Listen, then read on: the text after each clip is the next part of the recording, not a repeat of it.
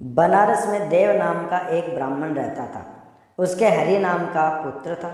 हरि की पत्नी बहुत सुंदर थी। उसका नाम सरस्वती था। एक दिन वे छत पर सो रहे थे कि आधी रात के समय एक गंधर्व कुमार आकाश में घूमता हुआ उधर से निकला। वह सरस्वती के रूप पर मुग्ध होकर उसे उड़ाकर ले गया।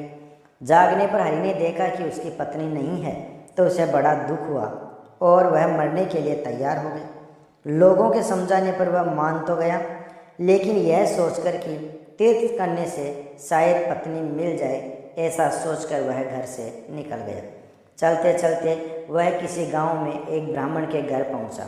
उसे भूखा देख ब्राह्मणी ने उसे कटोरा भरकर खीर दे दी और तालाब के किनारे बैठकर खाने को कहा।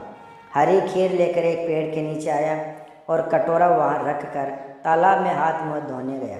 इसी बीच एक बाज किसी सांप को लेकर उसी पेड़ पर आ बैठा और जब वह उसे खाने लगा तो सांप के मुंह से जहर टपक कर कटोरे में गिर गया।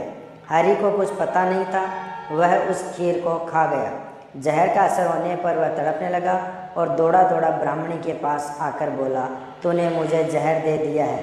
इतना कहने के बाद हरि मर गया। पति ने यह देखा तो ब्राह्मणी को ब्रह्मघातिनी कहकर घर से निकाल दिया।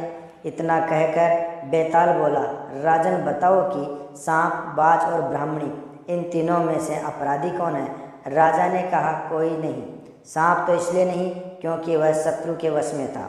बाज इसलिए नहीं कि वह भूखा था, जो उसे मिल गया उसी को वह खाने लगा।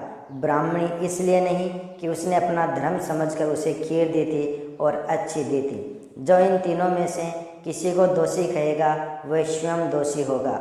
इसलिए अपराधी ब्राह्मणी का पति था, जिसने बिना विचारे ब्राह्मणी को घर से निकाल दिया। दोस्तों, कहानी पसंद आई हो तो वीडियो को लाइक और शेयर जरूर कर देना।